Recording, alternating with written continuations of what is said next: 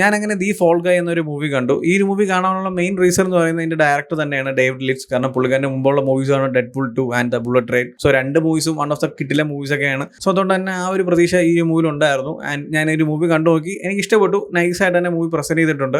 And ഈ movie mainly focus ചെയ്യുന്ന ഒരു ഏരിയ എന്ന് വെച്ചാൽ ഈ സ്റ്റണ്ട് ഡബിൾസും വലിയ വലിയ സൂപ്പർ സ്റ്റാർസിനൊക്കെ ഉള്ള ഒരു സ്റ്റണ്ട് ടീം ഒക്കെ ഉണ്ടല്ലോ. സോ അവരുടെ ഒരു ലൈഫ് അല്ലെങ്കിൽ അവരുടെ ജേണി അല്ലെങ്കിൽ അവർ ആ സിനിമയിൽ കാണിക്കുന്ന കാര്യങ്ങളൊന്നും അറ്റ് ലാസ്റ്റ് ഒരു ക്രെഡിറ്റും കാര്യങ്ങളൊന്നും കിട്ടത്തില്ല. എല്ലാം സൂപ്പർ സ്റ്റാറിനായിരിക്കും. അവർ എന്തൊക്കെ ചെയ്താലും ഒരിക്കലും അവർ അറിയാൻ പോകുന്നില്ല ആരാണ് എന്താണ് ഇത് ഈ സ്റ്റണ്ട് ചെയ്ത ആരാന്ന്. ആർക്കും പേരോ അവരെന്താണെന്നോ ഒന്നും അറിയത്തില്ല.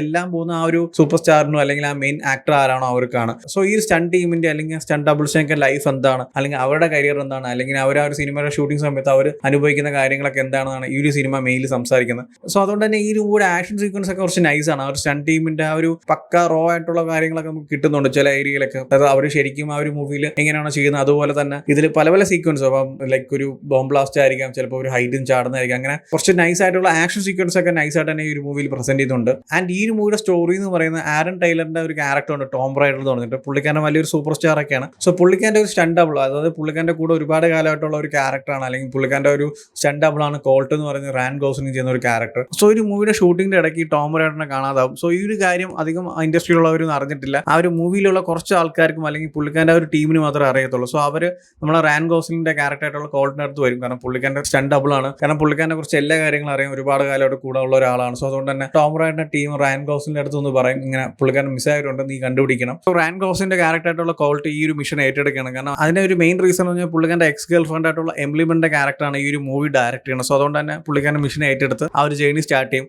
സോ പിന്നീട് നടക്കുന്ന കാര്യങ്ങൾ, അതായത് ടോം റൈഡർ എവിടെയാണ്, എന്ത് പറ്റി ടോം റൈഡറിന് എവിടെ പോയി കണ്ടുപിടിക്കാൻ പറ്റും, എങ്ങനെ തിരിച്ചുകൊണ്ട് വരും. സോ അങ്ങനത്തെ ഒരു കാര്യങ്ങളൊക്കെയാണ് ആ ഒരു എൻ്റയർ ജേർണിയാണ് ആ ഒരു സിനിമയിൽ സംസാരിക്കുന്നത്. ആൻഡ് ഈ സ്റ്റോറി എങ്ങനെ ഉണ്ടായെന്ന് ചോദിച്ചാൽ നൈസാണ്. പക്ഷെ ഒരു പഴക്കമുണ്ട്, ഒരുപാട് കാലത്തെ പഴക്കമുള്ള സ്റ്റോറിയാണ്. അതായത് ഒരാൾ മിസ്സാവുന്നു, അയാളെ കണ്ടുപിടിക്കാൻ പോകുന്നു, പിന്നീട് നടക്കുന്ന കാര്യങ്ങളൊക്കെ ഇത് നമ്മൾ ഒരുപാട് മൂവീസിൽ കണ്ടിട്ടുണ്ട്. സോ അതേ ഒരു പാറ്റേൺ അല്ലെങ്കിൽ അതേ ഒരു സ്റ്റോറി ലൈനാണ് ഈ ഒരു മൂവിക്ക് വരുന്നത്. സോ ഇതിലോട്ട് വരുമ്പോൾ ഒരു സ്റ്റണ്ട് ഡബിളിന്റെ കരിയറും അല്ലെങ്കിൽ അവരുടെ ലൈഫും കാര്യങ്ങളൊക്കെ മിക്സ് ചെയ്തിട്ട് അല്ലെങ്കിൽ അവരെന്തൊക്കെയാണ് ഫേസ് ചെയ്യുന്നത് കുറിച്ച് അങ്ങനത്തെ കുറച്ച് കാര്യങ്ങളൊക്കെ കൂടി സംസാരിച്ച് മൂവി മുന്നോട്ട് കൊണ്ടുപോകുന്നുണ്ട്.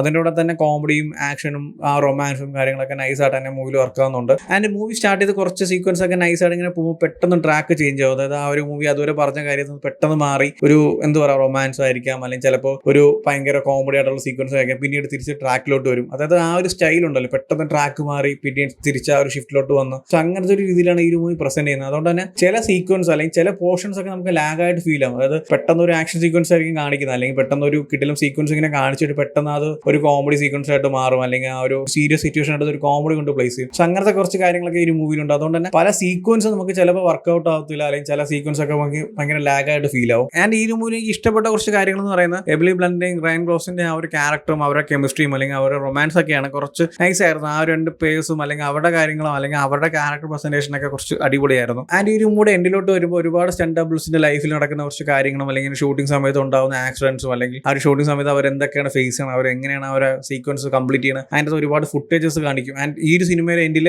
ഈ ഒരു മൂവിയുടെ തന്നെ ബിഹൈൻഡ് ദ സീൻ കാണിക്കുന്നുണ്ട്. അതായത് റാൻ ഗോസ്ലിംഗ് ആയാലും ഈ ഒരു മൂവിയിലുള്ള മറ്റുള്ള ആക്ടേഴ്സ് ആയാലും അവരുടെ സ്റ്റണ്ട് ഡബിൾസും അല്ലെങ്കിൽ അവരെന്തൊക്കെയാണ് ഈ മൂവിയിൽ കാണിച്ചിട്ടുള്ള അങ്ങനെ ഒരുപാട് കാര്യങ്ങൾ കാണിക്കുന്നുണ്ട്. സോ അതുകൊണ്ട് തന്നെ ആക്ഷൻ സീക്വൻസ് ഒക്കെ നൈസായിട്ട് തന്നെ പ്രസന്റ് ചെയ്യുന്നുണ്ട് ഈ ഒരു മൂവിയിൽ. ഞാൻ നേരത്തെ പറഞ്ഞ പോലെ ഈ ഒരു മൂവിയുടെ സ്റ്റോറി എന്ന് പറഞ്ഞാൽ കുറച്ച് പഴക്കമുള്ള ഒരു പഴയ ഒരു സ്റ്റോറിയാണ്. സോ ആ ഒരു സ്റ്റോറിനെ ഇപ്പോഴത്തെ ഓഡിയൻസിന്, അതായത് ഒരുപാട് പുതിയ ടൈപ്പ് ഓഫ് സ്റ്റോറീസും പുതിയ ജോണേഴ്സൊക്കെ കാണുന്ന ഓഡിയൻസിന് കൊണ്ടുവരുമ്പോൾ എന്തെങ്കിലും ഒരു ഫ്രഷ് ആയിട്ടുള്ള എലമെന്റോ അല്ലെങ്കിൽ കുറച്ച് എൻഗേജിപ്പിക്കുന്ന കാര്യങ്ങളൊക്കെ വേണം. പക്ഷേ ആ ഈ ഒരു മൂവിയിൽ അങ്ങനത്തെ കാര്യങ്ങളൊന്നും ഇല്ല. ട്വിസ്റ്റും കാര്യങ്ങളൊക്കെ ഉണ്ട്, പക്ഷേ എന്നാലും വലിയ എൻഗേജിപ്പിക്കുകയോ അല്ലെങ്കിൽ നമ്മളെ ഭയങ്കര ത്രില്ല് ചെയ്യിപ്പിക്കുന്ന അങ്ങനെയൊന്നുമില്ല. എല്ലാം വളരെ മിനിമലായിട്ട് ആ ഒരു ഫ്ലോയിൽ, ആ ഒരു നമ്മളിങ്ങനെ കണ്ടുകൊണ്ടിരിക്കുമ്പോൾ ആ ഒരു ഫ്ലോയിലൊക്കെ കയറി പോകുന്നേ ഉള്ളൂ. അല്ലാതെ നമ്മൾ സിനിമ കണ്ടു കഴിയുമ്പോൾ ഓക്കെ ഇന്ന സീൻ കൊള്ളായിരുന്നു, അല്ലെങ്കിൽ ഇന്ന സീൻ അടിപൊളിയായിരുന്നു, ഇന്ന സ്റ്റോറി ലൈൻ നൈസ് ആയിരുന്നു, അങ്ങനെയൊന്നും നമുക്ക് ഫീൽ ചെയ്യത്തില്ല. ആ ഒരു ഫ്ലോയിൽ കണ്ടുപോകാൻ നൈസാണ്. പക്ഷെ പിന്നീട് നമ്മൾ കാണാനോ അല്ലെങ്കിൽ നമുക്ക് ആ ഒരു എൻഗേജിപ്പിക്കുന്ന എലമെന്റ് ഒന്നും ഈ സിനിമയിൽ എവിടെയും എനിക്ക് വർക്ക് ആയിട്ടില്ല. എൻ്റെ മാത്രം ഒരു ഒപ്പീനിയനാണിത്.